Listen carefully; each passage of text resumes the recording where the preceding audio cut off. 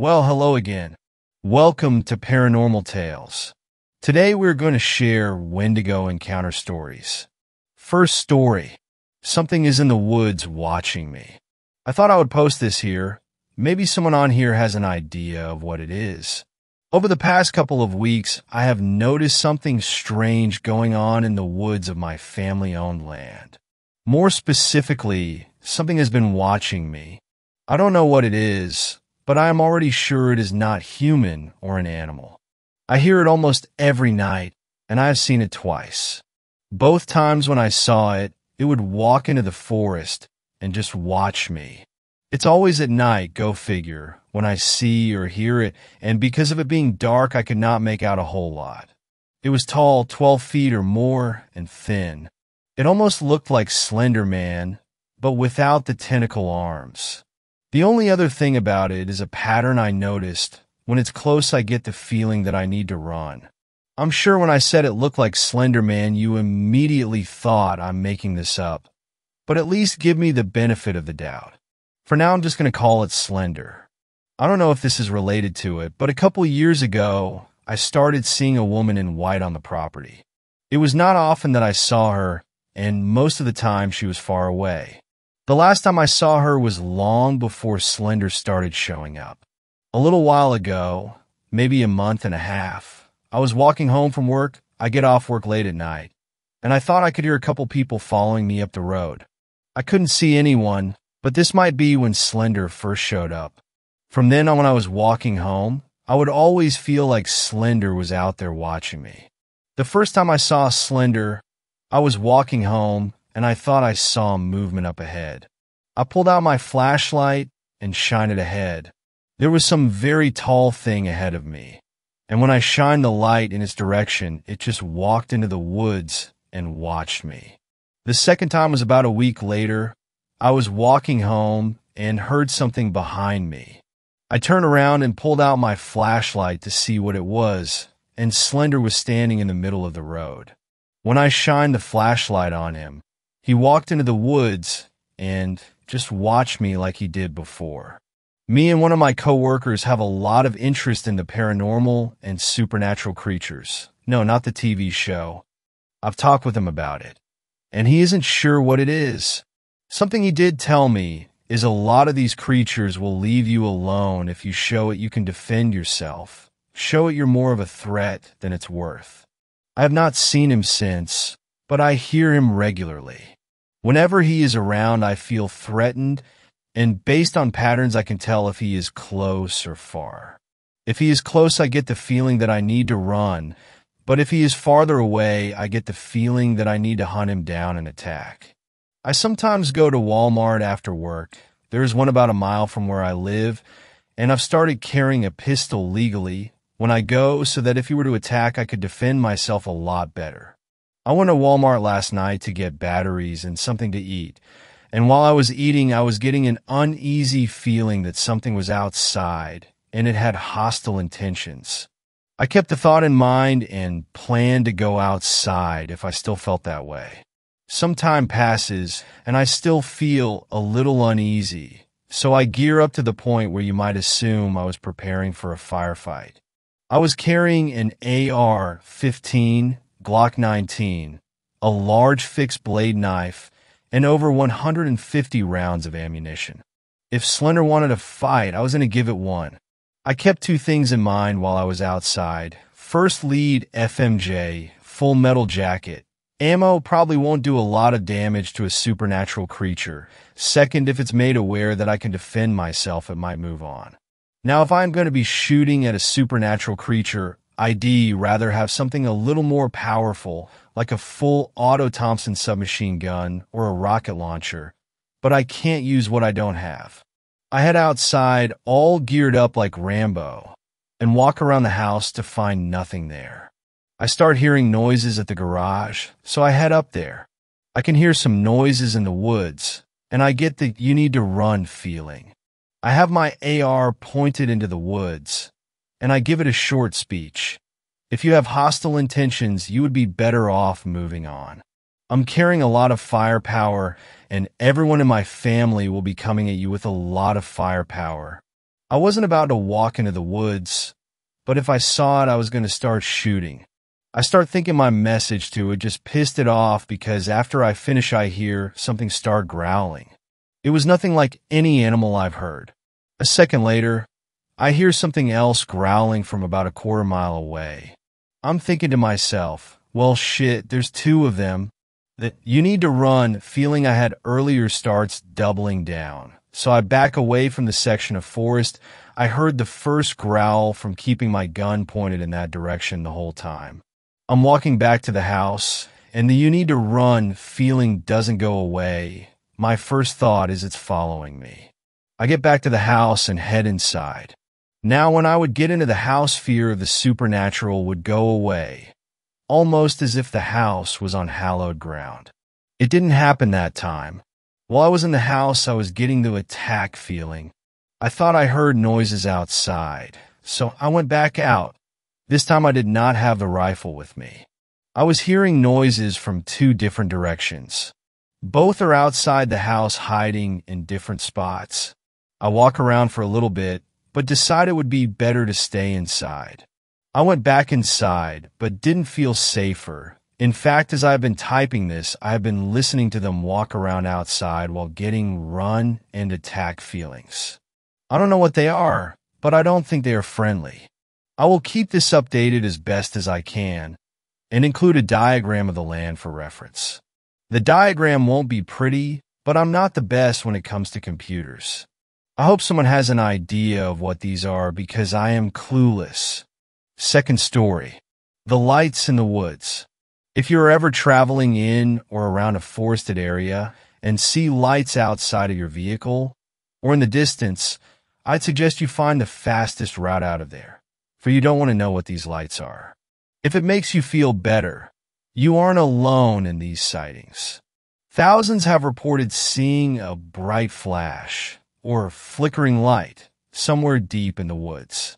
It's all over the United States, specifically in the Pacific Northwest or the Appalachian Mountains.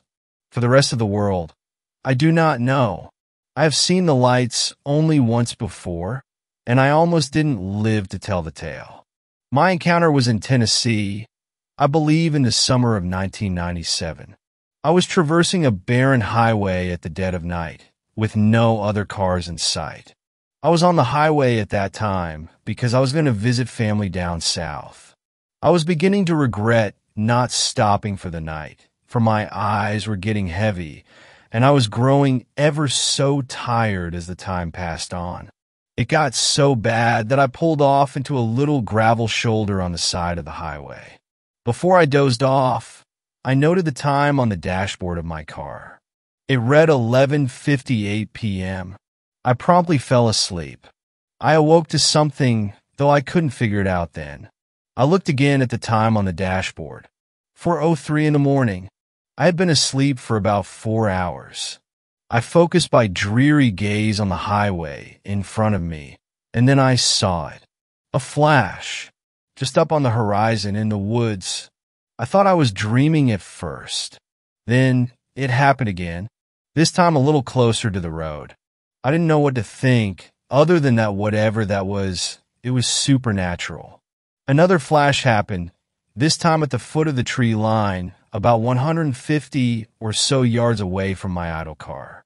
It was getting closer. I began to hear cracking in the trees, as if a not-present wind was swaying them. I was scared to the point where I wanted to hide in my car and pray to the Lord that whatever it was would leave me be. Another flash, this time engulfing the road ahead of me. And with that, I lost it. I jammed my keys into the ignition, and my car roared to life. I put the gear in the reverse and floored it. I whipped around in my car and put the gear back into drive. I looked in the rear view mirror just as the next flash occurred. I swear, there was some ungodly thing running toward my car, illuminated by the paranormal light. I screamed and gunned it down the highway. The engine under the hood squealed as I stomped the gas pedal into the floor. That thing was gaining on my car at speeds too great to be possible for any humanoid. I was still a good 300 feet ahead of it, and I was by now topping 90 miles an hour. In hindsight, the thing was probably running at around 105 miles per hour. I focused on the rear view mirror, and I got a better look at the beast. It was tall, maybe around 14 feet tall. Its skin was a mesh of bone, rotting flesh, and who knows what else. Its hands, or rather claws, had daggers hanging off its fingers, sharp enough to cut metal in half no problem. Its face was the most terrifying aspect of it. Its jaw was unhinged, almost like a snake. Its teeth were bent and crooked, stained with mud and bits of various material. And its eyes, they were massive. They glowed a crimson red and seemed to penetrate your very soul. I about threw up at the sight of the beast, at just how impossible this thing was. I was beginning to realize I will die in these hills. I glanced at the speedometer and seeing the needle to be hovering over the 110 miles per hour mark. Another flash, and I saw the thing too close for comfort behind me. I was about 50 feet ahead of it, but that gap was closing fast. I flew over a hill, and I saw a light in the distance. I suddenly knew where I was. I was nearing the end of the woods and approaching the nearby town next to it. I thanked God I had a shot at survival and began blaring my horn, trying to alert anyone who would be up at this hour. I heard a roar, and my car lurched forwards. The thing was right behind my car and was trying to topple it. My car was reaching 120 miles per hour, which was the most it could offer. The lights were growing bigger in the distance, and I guessed it was about 100 yards more before I would be out of those woods. The creature again lifted the rear end of my car, and I was lifted into the air. It had caught me, and I was so close to freedom. I dove over the center console and opened the glove compartment. I pulled out the pistol that was inside and loaded a magazine into the gun. I bought it for safety reasons, and this was the perfect time to utilize it. I chambered around and stuck my arm out the window of my car. I realized I was face to face with the thing, and I aimed the gun at its eyes. I squeezed the trigger, and the thing roared in obvious pain. I shot it at least 5 times, and even after it dropped me onto the pavement below, I fired at it until the gun was empty of bullets. It darted back into the woods. I turned and sprinted the remainder of the way into town. The police had heeded the gunshots and found me wandering the streets, covered in the thing's blood. I was taken into the police department and told them my story. Nobody believed me. Until the next day, I led them back to the side of my car, or what was left of it. Nobody could explain the wreckage. They couldn't explain the blood trailing off into the woods. And they couldn't explain the claw marks and handprints too large for a human's on the back of my car. I believe the thing came from the flashes in the woods. And if you ever see one, turn around and floor it back out of the woods before you end up like me. Third story. The Wendigo. You and a group of 4 of your friends are huddled around a tiny campfire, the bitter cold cutting through you like a knife. You can see your breath every time you exhale, and the cold air hurts your lungs each time you draw in a breath. Watching the fire dance, you can't help but remember the park ranger's last words to you, telling you that not to go up the mountain today, a storm was rolling in, but that if you did to be back before nightfall, or you'll be stuck up there until spring. You laughed it off and headed up the mountain, but thanks to the expert navigators, directions you and your group get off the beaten path and quickly become lost. Nightfall came just as quickly as the snow did, and everyone deciding to wait out the storm. Your group picks out a spot and start building a fire, hoping that help will come quickly. You realize the meager rations you brought for a weekend hiking trip will only last you until the end of the week if you are careful. The snow flurries in, the wind ripping through your coat. You spend the time huddled together and try to keep the fire going. You shiver through your first night as the waiting turns from hours to days, then to a week. You check your bag and realize that your rations have been exhausted. You and your friends try hunting for food, but you catch nothing. You're not exactly the hunting type. After all, you're from the suburbs.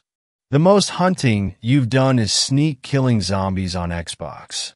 Besides, your small pocket knives and hatchet can't take out big game, and you don't know how to set traps for small game. Your body is screaming for nutrients. Your group hasn't eaten in days, maybe weeks. You're not sure. The days have been blending together. The bitter cold continues to cut through you. You haven't felt warm in weeks. Your clothes have begun to hang off your emaciated frame, allowing the wind to wrap around your skin. Then suddenly, one of your friends stumbles and falls to the ground. You quickly rush over to see what's the matter. You shake him, check his pulse, and try CPR, but to no avail. Your friend has succumbed to hunger and the elements. You suggest that we give him a proper burial, but one in your party has a different idea. A taboo and macabre idea. An idea so dark that it takes you a moment to realize what he suggested. That you eat him. You put up a fight. People don't eat people. What will we tell the authorities? His family? But the growling of your stomach says otherwise. You protest again, but one of your friends has already gone off to find firewood. You watch as another begins undressing him and using a hatchet to cleave off his limbs. You're handed a cup of thick, red liquid. Steam flow upward as the hot blood contacts the cold air. The fire roars, and your dead friend's leg is now roasting. The smell is something familiar like sizzling pork. The next thing you know, you're looking down at a steaming piece of cooked meat. You stare at the hunk of meat, disgusted at the thought of eating it. You went to school with him. His kids are friends with yours. Before you can think about what you're doing, your body takes control, and you feel your teeth have sunk into flesh. The warmth of the meat radiates throughout your body. Your stomach screams for more. You take a drink of the blood. So warm, slightly metallic, but satisfying. You devour your meal and go back for more until the four of you have picked the bones clean. Each one of you takes an article of clothing and settles in for the night, resting assured that you have the strength to wait for help. That night, you toss and turn. Visions of your friend dances in your mind. Something is chasing him. You see the warmth of his breath rapidly inhaling and exhaling as a large pale figure gives chase behind him. The pale figure pounces on his back and rips into him. Crimson blood flows on the porcelain white snow. You run toward the figure, trying to help your friend. The pale figure turns its head slowly toward you and lets out a blood-curdling scream. You freeze in place as it turns its body and runs toward you. It pounces on you. You try to fight it off. It pins your head to the ground, and right before it goes in for the kill, it looks you in the eyes. The face is familiar, a face you've seen many times. Because it's your face. The shock wakes you in a cold sweat, and you sit up from a dead sleep. The warm morning light hitting your cold body. The realization of what you have done settles on you. The four of you create a story in which your friend walked off to get help, and you haven't seen him since. You look at your hands. They are pale and gaunt. They look a pasty pale white, almost waxy looking. Is this from the cold? Did they look like this before? You ask yourself, but your brain is in a fog. The only thought in your mind is hunger. Your stomach growling and gnawing, feeling every pang wash over you. You need to eat. The growling of your stomach permeates your mind, the only thing on your mind. You want more food, more flesh? You look around your camp, looking at your friends intently, your head pounding and stomach screaming for more. You stare at them like a predator stares down its prey. Focused, determined, hungry. After what feels like an eternity, you spring into action. You grab a hatchet, lifting it over your head, and dropping it into the skull of your nearest friend. Blood spurts around you, and the sound, wet bones snapping, echoes in the air. You remove the axe and plunge a pale hand deep into the cavity, pulling out bits of brain. Your cold hand steaming in the bitter frozen air. Devouring what's in your hand, you reach for a second helping. The feeling as it slides down your throat throws you into ecstasy. Blood flowing over your cheeks and down your neck. You laugh and reach for more. The other two scramble to their feet and begin to run. You quickly twist your neck in their direction. Their muscles are far too tired to attempt an escape. You twist your body in an ungodly position. You hear bones cracking as your body begins to contort. As the pair are running, one falls to the ground you run after, pouncing on their back and snapping their neck. You look around for your last friend and find them running through the forest. You look up and let out a blood-curdling scream. You bound after him, running more like a dog than a person. You knock him to the ground. He rolls over onto his back, waving his arms to try and protect himself. You place a hand on his head, your fingernails now long and black, pinning him to the ground. Your other hand pins down an arm. You lunge toward his exposed neck, ripping out a chunk of throat. You gulp it down, that feeling of ecstasy returning. You begin dragging him back to the makeshift campsite. Months pass and the snow begins to melt. Spring has finally arrived. Ripping a chunk of meat from a deer carcass, your head snaps from side to side. You hear the familiar sounds of human voices. You slink out of your cave and take refuge in a large bush just off the hiking path. A couple have made their way up the mountain and stumbled upon your campsite. One of them notices something moving in the bushes. A woman nudges her husband. "Look, honey, a deer. I think it's a buck," as she points at the antlers. The woman brings her phone up to take a picture on her phone. She's about to take the picture when she notices a pair of red eyes peer back at her. The husband grabs her shoulder to try and pull her back, but it's too late. You lunge at them, your deerskin cloak flapping in the wind. You knock the man to the ground, pinning his arms and legs. Your stomach growling and your head pounding, blood boiling. You rip a chuck out of his chest, the blood flowing out and mixing with the dirt on the ground. The wife tries to run, but you grab her by the hair and smash her face into a nearby tree. You collect your bounty. A trail of blood follows you as you take your bounty back to your dark, musty cave. Fourth story. Something lives in the woods in Washington State, pictures included. I've been going to college here in Washington State for 2 full semesters before I finally decided to join a fraternity. I'm not a party animal or anything, but the stories I'd heard about a particular fraternity's parties were enough to convince me that I had to do whatever it took to join it. Initiation week was exactly what you'd expect. They made us stay up for several nights in a row, eat some raw sardines, stuff like that.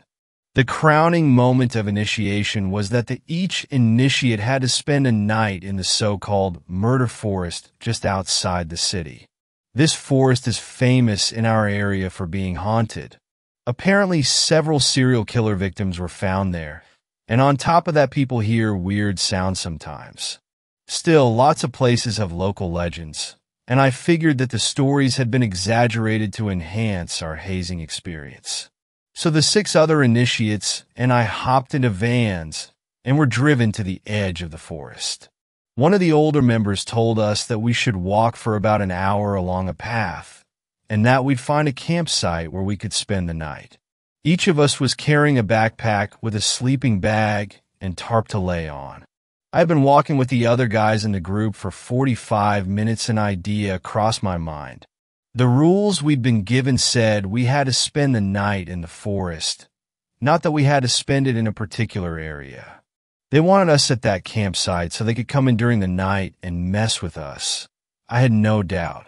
So I decided to set off into the woods by myself to avoid the hassle that sleeping in the designated campsite would bring. I congratulated myself on my smarts, thinking I had avoided any trouble. I was wrong. I walked for another 15 minutes or so by myself, lighting my way with a flashlight that I found a nice secluded spot with a clearing. I looked around and saw it was completely empty, so I set up my tarp and laid out my sleeping bag. The forest was alive with the sounds of crickets, birds, and wind. I lay down in my sleeping bag feeling satisfied and flipped off the light. The forest fell silent. I don't mean to say that the wind lulled or that there was a momentary lapse in crickets. I mean that everything that could make a sound stopped making noise all at once. It was so sudden and so complete that I thought I had gone deaf. I pulled my hand up to my ears, but when I rubbed my fingers together, the soft rustling sounded out like normal. I looked around in the pitch darkness, but a thick layer of clouds made the night nearly absolutely dark. I was fumbling for my flashlight when I felt it. A warm, humid breath spread across the back of my neck, like a person was standing 6 inches behind me, blowing slowly. It stood in stark contrast to the chilly early spring air I had been feeling up till then.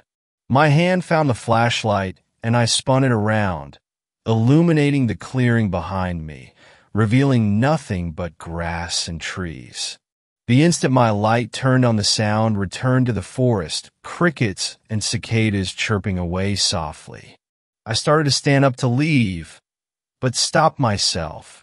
I had to have been psyching myself out. All the stories from the frat must have just been getting to my head. I couldn't explain the silence, but I resolved to stay the night. I laid back down with the light and finally turned it back off. I half expected the forest sound to go with it, but thankfully the crickets and wind stayed constant. I laid in the darkness for a while, trying to relax my heart rate enough to fall asleep. After what must have been half an hour, I finally drifted off. I don't know how much time passed, but I was woken up by a new sound. It was the sound of rhythmic, heavy breathing, occasionally broken up by mumbling. The sound was coming from in front of my sleeping bag and high above me, probably some 30 feet away. I pulled out my phone and opened the camera app. I took a picture with the flash to light up the clearing and saw a figure in the trees staring down at me. It was a woman wearing a long white dress. She had long black hair that covered her face. And her face, it looked like the skin had worn through in places. She was staring down at me. The image from the flash was burned into my mind. I kicked out of my sleeping bag and started running away through the forest in my bare feet. I couldn't hear motion behind me, but I didn't stop running until I reached the edge of the forest where I got cell service. I grilled the members of the fraternity after I got back, but they each swore that they had nothing to do with it. I had been right about them scaring the other members of the group, but they had just used air horns and guns with blanks to scare them while they slept. I guess it's possible that they were behind it all, but I can't see how they could have made the forest silent or breathed on the back of my neck when not even the other initiates knew where I was. And that woman was not something fraternity members could have created. 5th story. The woods of Kentucky. I just got back from a camping trip on my family's land out in western Kentucky, and I will probably never go back after something stalked us for 2 nights and ultimately made us tear through the dense woods in a panic that cannot be understood until you have been hunted by something that you know is far beyond your comprehension. Something that ancient medicine men and old wives whisper about, throwing glances over aged shoulders to peer into the darkness while leaning forward into the protection of the light of the fire. There were 6 of us out this weekend. Myself and my wife, our super tactical friend Matt, our heavyweight tank of other man friend Sam, my not really a fan of the outdoors friend Jeremy, and his outdoor-loving girlfriend Chelsea. For some background, Matt and I are gun nuts, so we were both carrying pistols, even though there isn't really anything in the woods of Kentucky that we need them for. I also had my AR-15, and Matt brought his 10-22. We arrived at the property at 8 p.m., just as it became pitch black, so we had to make camp in the dark. Not a big deal, just throw on a headlamp and get to setting up camp, starting with the fire. The campsite was a cleared-out area with some trees on the edges, then it gets into the denser woods. Since we had our hammocks, my wife and I had to set up farther away from the fire, which was in the center of the clearing. It was unnerving to see the shadows of our friends, cast by the roaring fire, dance against the trees while we set up our hammocks.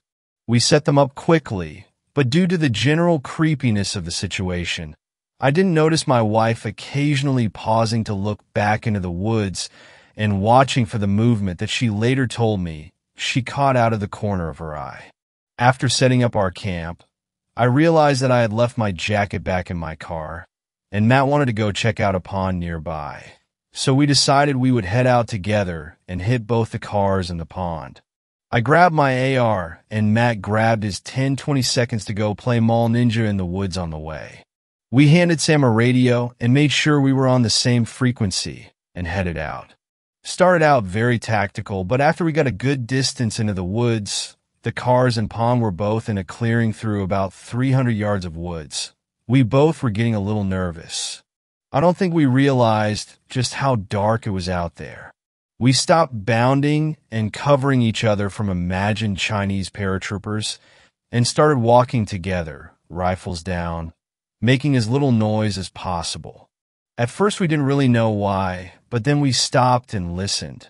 Nothing, absolutely no sounds, no wind, no bugs, nothing.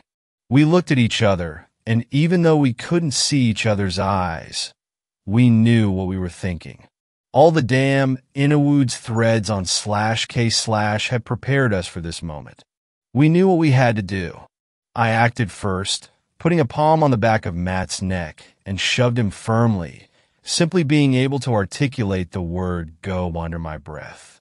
He pushed forward through the growth headlong, and I did my best to keep my hand on his back and ignore the thought in the back of my mind, slowly pushing its way forward and filling my chest with terror and rising into my throat. We broke out of the woods into the clearing and made it to the cars, breathing heavily. We both put our backs against my SUV and pointed our rifles into the woods, expecting something to burst after us.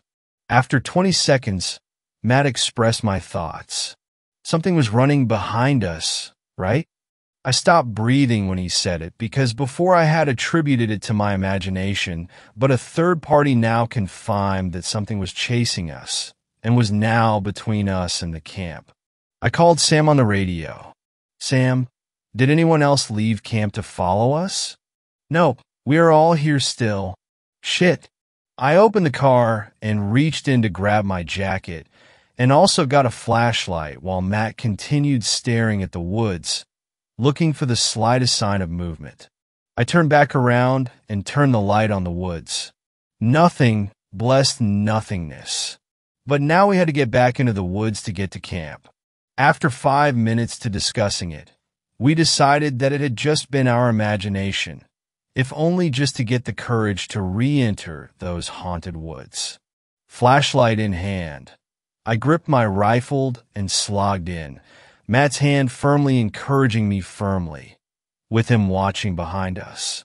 The walk back was uneventful, but at the sight of the fire we hurried our pace even faster before re-entering the safety of the clearing. After we broke out of the woods, we broke formation and quietly agreed under our breath not to mention anything to the group. Silence, unfortunately, seemed to fail, as we were both uncharacteristically quiet. Not to mention that we had not had time to see the pond, and the group was curious about our radio call. So I told them what had happened. 3 chuckled and made fun of Fortune for making up ghost stories, but Chelsea listened intently. Later on, she asked if any of us had read the books, Missing 411 or the Native American Studies of Dr. George Marlin in his book, Rights of the American Indian. None of us had, but she told us that Missing 411 documented many strange and unexplained disappearances in America, And ROAI is an old, out-of-circulation book she found at the library when she was a kid that confirmed many things that /K/ and /X/ said of the occult in the wilderness, more or less. Everyone quieted down at that and stared into the fire. I remembered reading on /K/ that white ash kills skinwalkers, and since I was a paranoid motherfucker, I thought it might be worth it to dip my hollow points into the white ashes in the fire. Chelsea told me not to bother. It needs to be the ashes of white oak trees per Dr. Marlin. Well, damn. My wife spoke up after a few minutes of silence and told us about how she thought she had seen something moving in the woods when we were setting up our hammock. At this point, we were all pretty on edge. Every once in a while, we would shine lights into the forest, but never actually saw anything. Around midnight, we decided to call it a night. As I lay there in the hammock, I couldn't help but listen to the rustling around our hammock and gripping my M&P tighter and wondering if that sound is really just the wind. The next day was relatively uneventful, and in the midst of the sun and clouds and changing leaves, the horror of the previous night was forgotten. We went and shot guns, chopped down a tree to make seats for the campfire, and just enjoyed the cool fall air. However, instead of shooting all the ammo I brought for the trip, I decided to keep one full mag for my AR and my M&P. Dusk fell, and we sat around the fire to cook our hot dogs. Emboldened by the sunlight and full bellies, we taunted the spreading darkness and challenged the spirit of the Wendigo, which unnerved Chelsea and made me instantly regret my decision. Matt, however, was emboldened and walked around camp with his rifle slung, talking about how he hoped to get to be the first /K/Omando to slay a skinwalker. As the sun finally set, we built up the fire, double-checked our wood supply, and settled in for what we hoped would be a relaxing evening. About an hour after the sun set, we had finished making s'mores when the echoing howls of coyotes started. We were unconcerned, since we know that it is extremely rare for coyotes to attack people. But then the cows in a field in the opposite direction started bellowing as the wind picked up a bit, blowing piles of fallen leaves across camp and bringing into our nostrils the scent of decaying lichen and a touch of rotted meat. Jeremy nervously suggested that perhaps the coyotes had found a kill. Matt, filled with newfound confidence, wanted to go looking for them. I didn't want to go. I really didn't want to go, but I am way too loyal for that shit. So I followed him into the godforsaken woods to look for the coyotes. We moved slowly and carefully in the direction that we had last heard the coyotes. A mixture of stealth to find the animals and fear of the unknown. After cruising for about 50 yards, I heard Matt stumble, swear, and fall to the ground, clattering over his plate carrier. I shined my light towards him, and as I looked at what he had stumbled on, the stench or rotting meat and like a dry sewage smell wafted into my nose so that I was doubled over, ready to puke. With hands on my knees and my rifle hanging from its one-point sling, I looked up and saw that my friend had stumbled over a huge deer carcass.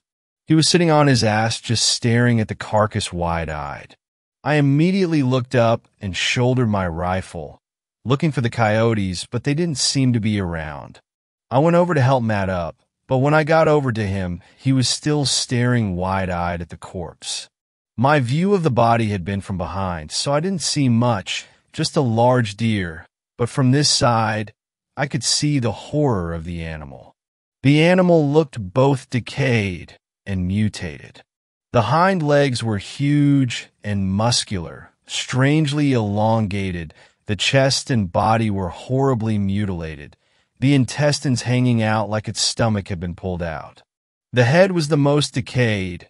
I could see the skull in parts, and the eyelids had been torn off. The 12-pointed antlers had moss growing all over them. But the worst part was the forelegs. They were long and slender and ended in clawed hands.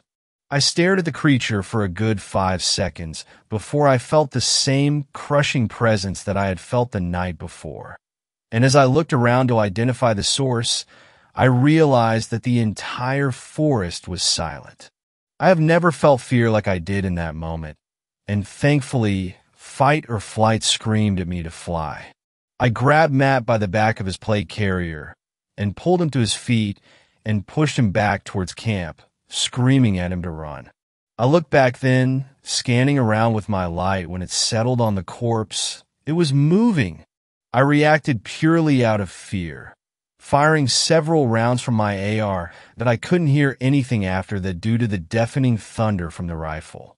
I dropped my flashlight in the chaos, but the light from my muzzle showed me all I needed to see to grab my friends back at camp and rush them back to the cars. The first I remember, imprinted like a photograph in the corpse laying on its stomach, unlike on its side when we had found it. The second is the body resting on its forearms, the head rolling limply from the shoulders. And finally, the creature standing on its hind legs, using its clawed hands to stuff its innards back into its belly. The horrible eyes staring at me with a supernatural fire, burning. I was in tears from fear when we made it to the camp. I have no idea if any of my rounds connected. I don't know what I said or what was said by the rest of my friends when we made it into camp, but I got them out of camp and into the cars.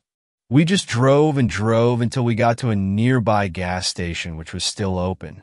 I grabbed a Monster and drank it and tried to process what I had seen. There is only one thing it could have been: a true Wendigo. Sixth story. Never hunt alone. This story comes from close to a year ago. It was a cold, dark Pennsylvania night in Appalachia that still haunts me every time I peer into the woods. I live in northeast Pennsylvania. It's a mountainous region with many urban legends and stories of cryptids.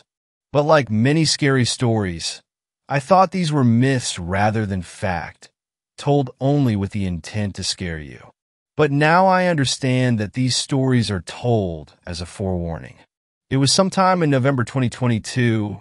The day was slowly coming to an end as the sun slowly began setting behind the mountains. Me and my buddy, who I'll call M, were out in the woods getting packed up from hunting, trying to get out of the woods before the sun fully set. We were walking and talking, bullshitting the whole time, keeping an eye out for any buck we might be able to score before nightfall. When all of a sudden a doe runs out onto the trail, my buddy, thinking he's funny, charges towards the deer. But it doesn't run, it just turned its head and looked at us. Something was off about this doe, though. It had human-like eyes that peered right through me. We screamed and kicked, trying to startle it, and after a couple seconds, it finally walked off into the woods. We started walking again, brushing off the encounter as just a deer with brain damage. We were walking for quite a while, and the trail seemed longer walking out than in. It was almost like the trail had changed. Growing more and more impatient, me and P start walking quicker, trying to get back to the truck, when we stopped dead cold in our tracks. Out of nowhere, we heard what sounded to be a mountain lion scream, again and again, getting slightly closer each time. The silence in between each scream was louder than the scream itself. The crickets and wind has seeming vanished. But we had no reason to be scared, right? We had firearms. We would just shoot it. So with uneasy feelings, we start walking, trying to make the least amount of noise as possible, until we heard it again right next to us, but nowhere in sight. So we start booking it. I don't look back as the truck is in sight. I get to the truck, but P has the keys, so I turn around expecting him to be right behind me, but he was nowhere to be seen, except the same ominous deer we had seen minutes prior. My heart dropped as I was alone now, and this deer, this thing was just staring at me, with that same empty human-like gaze. But thank God P had just ran off the trail and took the longer way back. We got in the truck confused and uneasy, as this was not a normal occurrence. When I told this story to a friend, he informed me of skinwalkers and the Wendigo. To this day, I still believe we had encountered a skinwalker. Seventh story. Mimicry in the woods. They say that imitation is the sincerest form of flattery. I sure as hell hope that isn't true with what I saw last year. I don't know what it was, and I don't want to find out, but I don't think I'll ever be able to forget it. Before I get ahead of myself, I should probably fill you in on what's going on. Above all things, make sure to read my warning at the end. It could save your life if you aren't careful. My family and I are hunters, always have been. It wasn't forced on us as children, just something that the family was always interested in. My dad got me hunting when I was around 14 years old, and I've tried to go several times a year since I started going. We aren't your stereotypical, let's go kill us some animals and be manly hunters, but more the type of hunters that do it to be outdoors almost as much as it is about getting an animal. We butcher it all ourselves too, always using as much as possible out of the animal. My father had been looking for years to get some hunting land to call his own. Hell, he'd even started looking for land to buy before I could even hunt. He finally found an old home about 3 years ago with over 30 acres in southern Ohio, only 2 hours south from my parents' house. He got it for a steal, good land for hunting, and a house that'll probably fall in soon, but it works well enough for now. It has good neighbors and can be a little loud from the road, but it isn't that big of a deal. I had decided to take a bunch of my buddies down there for a nice weekend away from town, and I thought I would get a decent couple of days of hunting in. We headed down on a semi-rainy night. I was trying to be spooky because we were headed to the middle of Nowhere Hills, Ohio. We got down there, and it hadn't really rained at all that far south, so we decided to have a bit of a fire. I had a few drinks with everyone else, and it was appropriately dark, but I still had something to do that night, so I grabbed another glass of whiskey, grabbed a rake, and a headlamp. My dad figured out the best way to get in the woods in the morning and make no noise at all, rake a path. It lets you get way into the woods, and you don't make a noise. Now, typically you want to do this a couple of days before you go hunting and not drunkenly the night before, because as you can imagine, it's loud as all hell. I don't sit too far into the woods, only far enough to go around the hill and not see the houses and road, so I figured I could get this done real fast and still be able to hang with my friends for a bit. I was sure the deer weren't going to care and they roam around at night anyway, and I was kind of drunk, so that didn't help the decision-making at all. I carefully made my way out to my ground blind, following the ghost of a trail that was still left. I set my whiskey down, donned my headlamp, and started raking. This is a different kind of raking than just normal leaves. For this, you walk sideways and just pull a rake full of leaves and sticks towards you. After about 2 pulls of the rake, you just step over about 2 feet and pull twice again. It's a quick process, but it gets tiring very quickly. After about 100 feet, I turned off the headlamp, as it wasn't really that useful as the moon was fairly bright that night. The old path was visible, but harder to see with such a bright light. The soft moonlight made the old path more apparent. I finished the whiskey and put the glass in the pocket of my cargo pants. It sat uncomfortable and looked like a huge lump on my leg, but that's one less thing I had to worry about when I was done. I kept raking and raking without taking many breaks until I couldn't keep it up anymore. I finally stopped and rested for a second, about 60% done with the path when I heard something rather close. It just sounded like rustling leaves just across a little valley, maybe only 60 feet away or so. It isn't unusual to hear leaves rustling in the woods at all. I actually welcome the noise normally, but I couldn't shake the feeling that something was weird about it. What wouldn't run away with that much noise being made in one spot from my raking? I know some woodland creatures are curious, but they aren't that stupid. Then it stopped about 3 seconds after I stopped raking. I ignored the incident and got back to raking a bit more. I was going to need to take more breaks. I was dripping sweat already and I wasn't close to the end of the trail yet. I got another 40 feet further and rested for a second when I heard it again. Same noise as before, rustling leaves about 60 feet away that stopped about 3 seconds after I stopped raking. I was getting a little freaked out at this point. Reading too many scary stories and being in the woods late at night gets me on edge. I stopped and stepped on the trail I was raking and thought to look around for a bit to see if I could figure out what was out there.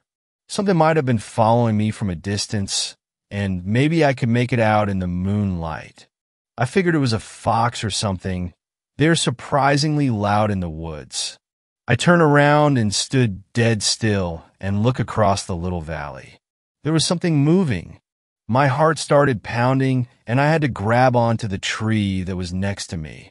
It was a tall figure, standing maybe 7 feet high, with long arms and long legs. I couldn't tell anything but his shape from the moonlight, and the fact that he stopped moving about 3 seconds after I stopped moving didn't help me see it. The figure was standing next to a tree, just as still as me, and not moving. I stood there for maybe 2 minutes, and then just figured I was making it up. My brain likes to play tricks on me when I'm a little freaked out, and I couldn't see anything in that direction anymore. I just took a deep breath and turned my back on that part of the woods and went back to raking. I went at raking with a new fervor, like a madman.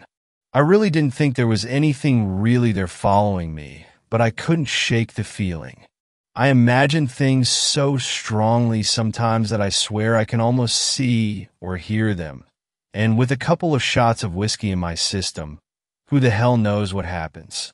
I just kept raking, more raking and raking, but I was so tired at that time that I really didn't know how slow I was going. I was getting closer to the house and could faintly hear the fire crackling and people talking, and that calmed me greatly until I realized that I could hear the loud rustling in the leaves at the same 60-foot distance, but still right across from me. It was following me. I could only get a few more rakefuls in before my nerves just couldn't keep it up. I heard a loud rustle, then the same rough rakefuls, and it stopped as well. I couldn't move from fear, frozen solid in my stance. I couldn't yell out to my friends if I wanted to. I tried.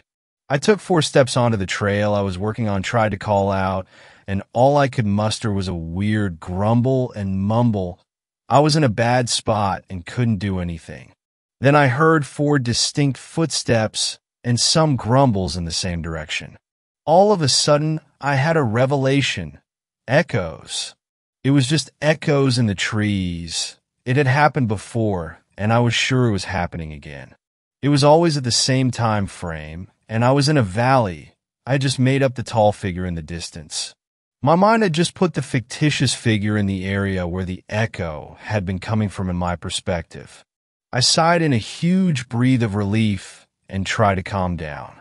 I had been so worked up over nothing, just a noise in the woods from echoes. I decided to really calm myself down by proving it was echoes. All I had to do was toss a rock down to the bottom of the valley and count the bounces. Easy enough. There will be the same number of bounces after a couple of seconds, and then I could finally finish this path and get to relaxing. There aren't many rocks in this part of Ohio, but there was a couple around me, so they would suffice. I tossed it and counted 3 major bounces before it rolled to a stop. I stood there and waited until I finally heard a rock bouncing on leaves. I counted 4 bounces and no rolling. My blood froze. I tossed another one that I had in my hand to verify it, and this time my rock bounced 5 times, but the echo only produced a rolling noise and then a hit off a tree. I had no idea what to do as I stood rooted there in the ground.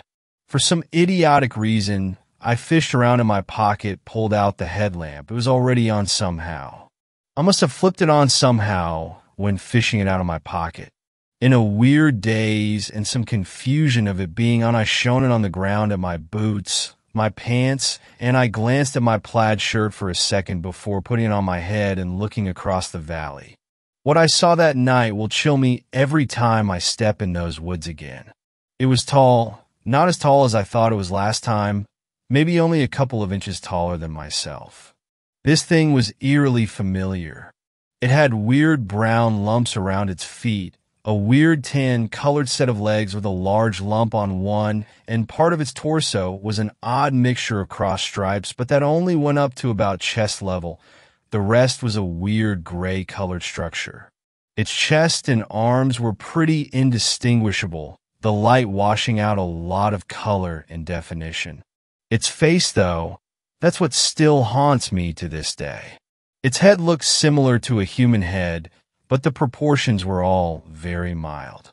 It has lumps where ears should be, a nose-looking lump, and depressions where the eyes should be, as well as a depression for the mouth. There were no holes in its head at all, though. It was also holding something with its long, lanky fingers. It looked like a long stick with tons of little branches at the end. Behind the tall creature was a rough trail of dirt and leaves where it looked like it had been trying to rake a path. I turned my head and looked back at the hideous gray figure that had tried to actually mimic me in every way, and about 3 seconds after I did, it turned its mostly featureless head directly at me. It was at that moment I could finally move, and I fucking ran, the rake banging around my feet. I didn't hear anything in the woods after that. It didn't follow like it had before. I shot out of the woods like a bullet and ran towards my friends. They all jumped when I came hauling ass out of the woods. They were just telling ghost stories by the fire. They immediately knew something was wrong and started asking, but I couldn't tell them. I just mumbled and tried to sit down in a chair. I stole someone's cup of alcohol and downed it. I don't even remember what it was, but it was gone and it burned going down, and that felt amazing. I sat there for a few minutes and regained my composure. They tried to get me to tell them what happened, but since I wouldn't tell them and I said everything was all right, they continued with their ghost stories. I went inside and passed out half an hour later. Everything for the remainder of the trip was fine until the last day. I still went out to hunt, but made sure to not go out when it was too dark in fear that the figure would show up and try to imitate me again. I didn't know what it wanted or what it was trying to do, but I didn't care and didn't want to ask it. On Sunday, I headed back to the house, but it had gotten later than what I was expecting, and it was getting dark fast. I headed out a little faster than normal, trying not to get my hunting clothes too sweaty, but I was not sticking around those woods. On my way out, I could hear a figure rustling around in the woods a little distance off to my side. I heard it and just started talking and stepping on loud leaves. I didn't want to see it or hear it or anything. I just wanted to get the fuck out of those woods as fast as possible and go the fuck home. I got out of the woods and finally stopped and listened close. I heard something in the distance rustling around and murmuring to itself in nonsensical tones. It was getting further away, and I listened until I couldn't hear anything else. I still go hunting there and haven't heard much since, but I will never forget what I heard or saw. I kept an eye out on local news for that area and wooded mountainous areas, and not a lot happened in the ways of mysterious sounds or figures until last week. Plenty of people go missing in the woods each year and are never heard from or seen again, but this news story last week really caught my eye. A girl was walking with some friends near dusk, and they kept hearing noises in the distance, but eventually they didn't hear it anymore until a blood-curdling scream came from over the hill, and then an odd-toned scream as well, just after that.